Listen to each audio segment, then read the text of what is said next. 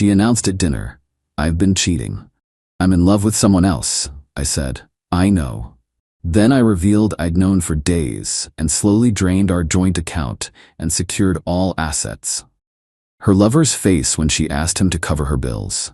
Original post 35 male. I'm sitting in my new apartment, looking at my ex-wife's increasingly desperate texts, and honestly, I feel nothing but relief. Last Thursday was supposed to be our anniversary dinner. 5 years married, 7 together.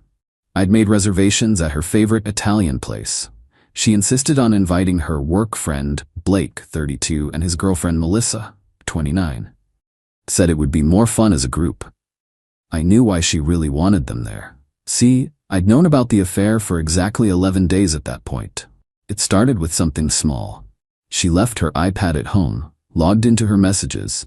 A notification popped up while I was working from home. "Can't wait to hold you again," from Blake. My first instinct was denial. Maybe it was a mistake. But then I looked. 3 months of messages, explicit photos, videos, plans to leave me once she figured out the financial situation. My personal favorite was from 2 weeks prior. "He's so clueless, lol. Still thinks I'm working late on the Henderson project." That ended a month ago. I didn't confront her. Didn't cry. Didn't throw things. I just planned. First, I consulted a divorce lawyer quietly. Learned something interesting. In our state, adultery doesn't affect asset division much, but it does affect alimony. In our joint account, legally, I could withdraw up to half without her consent. So I did. Slowly. $500 here, $1,000 there. Transferred to a new account at a different bank. Over 10 days, I moved exactly $23,000, precisely half of our joint savings. Left the rest to avoid legal complications. I also canceled my portion of our streaming services, all in my name. Changed my direct deposit to my new account. Removed her as beneficiary from my life insurance. Documented everything with screenshots and saved to 3 locations. Secured all my important documents. Stopped paying for her car insurance. It was due for renewal. Back to the dinner. We're sitting there, Blake across from me, his girlfriend Melissa looking uncomfortable. My wife Andrea, 33, is practically glowing, keeps touching Blake's arm, accidentally. Halfway through the appetizers, she puts down her fork. "I have something to tell you." Here it comes. "I've been having an affair. I'm in love with someone else. I want a divorce." The table went silent. Melissa's eyes went wide, staring at Blake. He turned pale. I took a sip of wine. "I know." Andrea blinked. "You, what?" "I've known for 11 days, since you left your iPad open to Blake's messages about how clueless I am." Blake started to speak. I held up my hand. "I've already seen the photos, the videos, the messages about your financial plan. By the way, Blake, does Melissa know you've been sleeping with Andrea for 3 months?" Melissa's gasp was Oscar-worthy. "What?" Blake stammered. "Mel, baby, it's not." "I have screenshots," I told Melissa. "Would you like me to airdrop them to you?" She stood up so fast her chair fell over. Wine went everywhere. 3 months? While we were planning our wedding? "Wedding?" Andrea's voice cracked. "You're engaged?" The look on Andrea's face. The absolute shock. The betrayal. Oh, the irony. Melissa threw her drink in Blake's face and stormed out. Blake ran after her, leaving Andrea and me alone. "You knew?" she whispered. "Every detail, including the part where you were waiting for your annual bonus next month to leave me. Sorry about that, by the way. You might need it now." "What do you mean?" "Well, I withdrew my half of our savings, canceled your car insurance, it expired yesterday, changed my direct deposit. Oh, and I already filed for divorce. You'll be served tomorrow. You can't just—" "I can. I did. Everything legally. My lawyer made sure of it." She started crying. "Where am I supposed to go? I assume Blake's place? Oh wait, he lives with Melissa. Well, was living with Melissa. This is cruel. Cruel as cheating for 3 months while planning to blindside me after you got your bonus. I just returned the favor with better timing." Update 1. It's been a week since the dinner disaster, and the entitlement has reached astronomical levels. First, Andrea tried to access our joint account to discover I'd left exactly half, $23,000. She called me screaming that I'd stolen from her. That was our money. Right, and I took my half. The other half is yours. I need that money. Blake and I were going to get an apartment. Blake's broke, isn't he? Silence.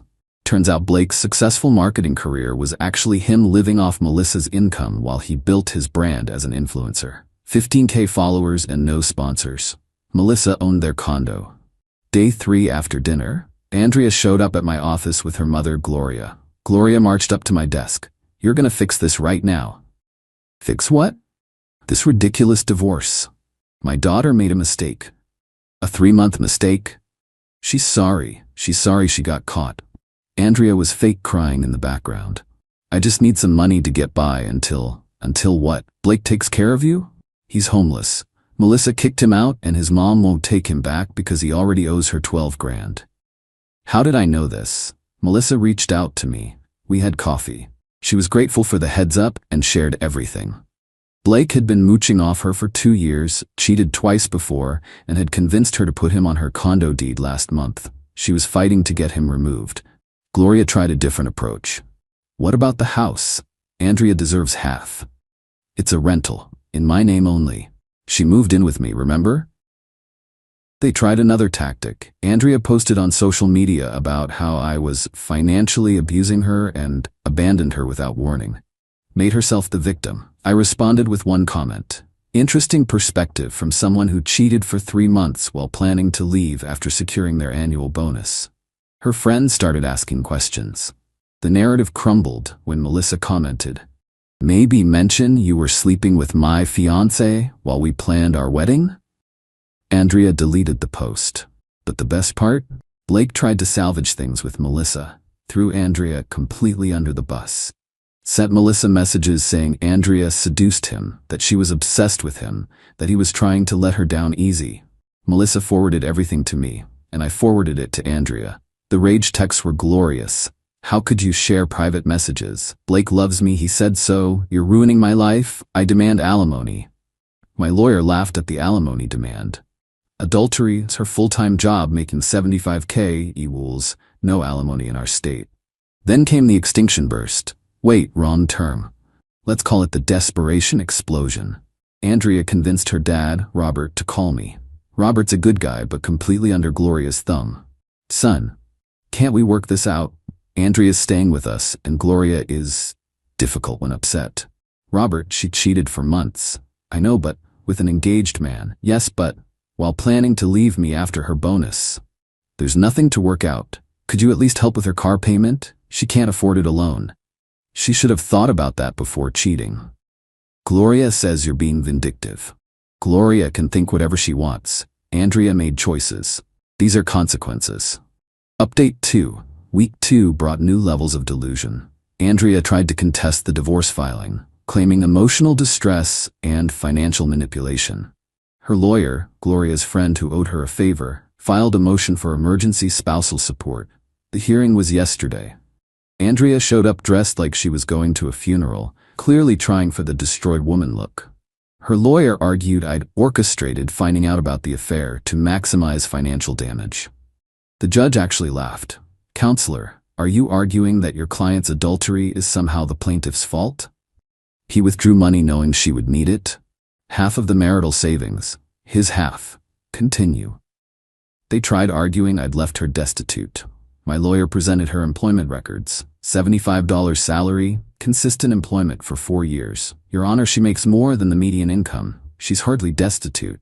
The judge denied emergency support. Andrea started crying. Real tears this time. Outside the courthouse, Gloria confronted me. "You're enjoying this." "No, Gloria. I'm not enjoying any of this. I'm just not financing Andrea's affair partner lifestyle. Blake is gone." She ended it. "Because he chose Melissa when she gave him an ultimatum. I have the texts where he called Andrea a mistake and psycho stalker." Andrea heard this. "That's not true." I showed her my phone. Melissa had sent me screenshots of Blake's groveling.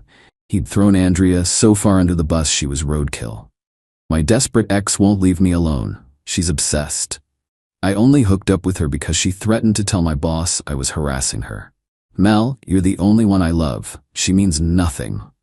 Andrea grabbed my phone, saw everything. Then she did something I didn't expect. She called Blake right there.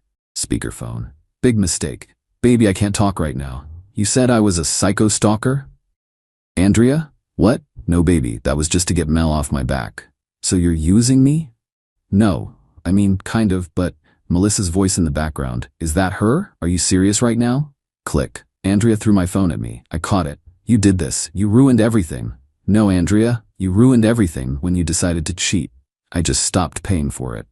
Plot twist that afternoon. Blake called Emmy. Bro, we need to talk. We have nothing to talk about. Andrea's crazy, man. She's stalking me. Can you control your woman? My woman? You mean the one you've been sleeping with for 3 months? That was a mistake. She came on to Emmy, said you were abusive, that you neglected her. I have your messages planning dates, calling her baby girl, and saying you love her. I was just... Also, she's not my woman anymore. Your problem now. Come on, man, she's blowing up my phone, showing up at my mom's house. Melissa won't take me back because of her. Sounds like a you problem. Can't you take her back? Just until she calms down? The audacity. The sheer, unfiltered audacity. Blake, you slept with my wife for 3 months, and now you want me to take her back so she stops inconveniencing you? When you put it like that, I hung up. But the peak entitlement came this morning. Andrea sent me a Venmo request. $3,500. Note, for emotional damages and half of the bills. I declined it and sent her one for $3,500. Note, for 3 months of therapy I'll need after your affair. She called immediately. This isn't funny. Neither was cheating. I can't afford my life without your help. Then change your life. Blake won't even talk to me. Not my problem. I made a mistake. One mistake. 92 times. That's how many times you texted him I love you based on the screenshots. 92 mistakes. You counted? My lawyer did. For the divorce proceedings. She tried one more manipulation. I'm pregnant. My blood ran cold for exactly 2 seconds. Then logic kicked in. No, you're not. How would you know? Because you had your period last week. You left tampons on the grocery list. I could have gotten pregnant after. By who? Blake, who won't answer your calls, or me, who hasn't touched you in 2 weeks. Silence. Also, Andrea, I had a vasectomy 2 years ago. You knew this. We discussed it extensively. You said you were thinking about it. And then I did it. Have the paperwork if you'd like to see it. She hung up. Final update. It's been a month since the dinner revelation. The divorce was finalized yesterday, uncontested, because Andrea finally realized fighting would cost more than she'd gain. Final settlement. She kept her car and the $400 month payment, her personal belongings, her half of the joint savings, $23,000. Her 401k, I didn't touch it, wasn't worth the fight. Her debt, credit cards she hid from me, totaling $18,000.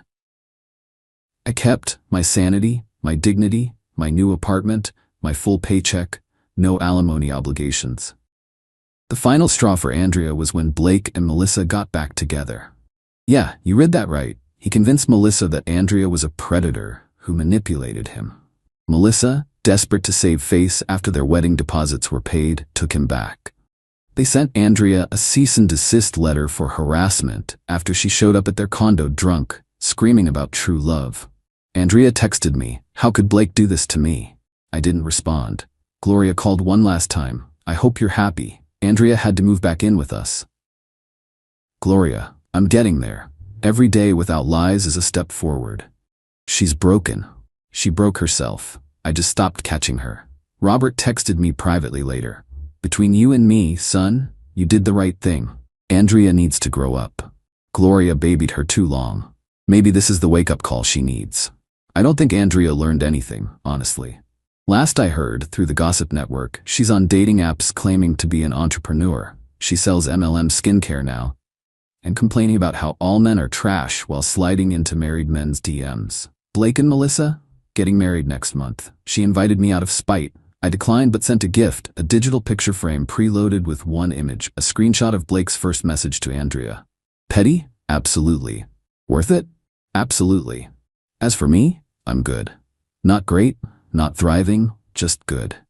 7 years is a long time to waste, but at least I'm not wasting year 8.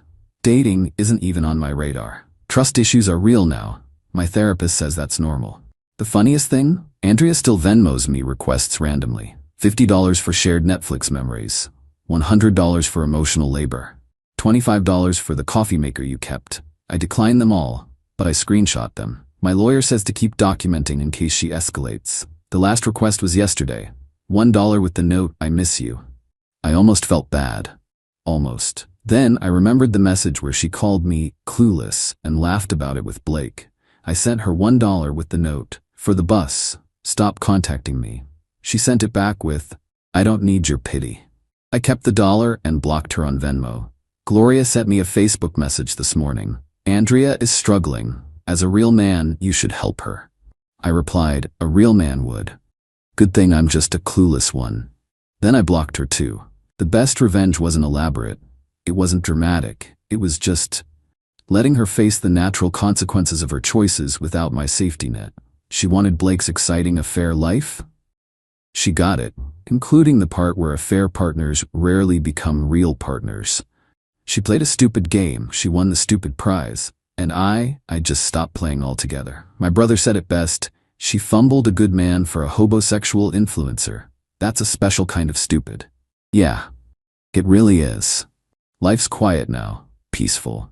No more wondering if she's really working late. No more Gloria dropping by uninvited. No more financing someone else's fantasy. Just me, my apartment, and the knowledge that somewhere out there, Andrea is trying to sell overpriced skincare, while Blake takes couple selfies with Melissa, both of them pretending they didn't blow up multiple relationships for a 3-month mistake. The universe has a sense of humor. I'm just glad I'm not the punchline anymore. To everyone asking, no, I don't regret being harsh. When someone shows you who they really are, someone who can smile at you over breakfast while texting their affair partner about how stupid you are, believe them, and then protect yourself accordingly. To the people saying, I should have tried counseling. Counseling is for problems, not for someone actively planning their exit while using you as a financial bridge. That's just exploitation. And yes, I'm in therapy, not because of trauma or trust issues, but because after 7 years of being gaslit about being too suspicious when I was actually right, I need to recalibrate my normal meter. Turns out it was working fine all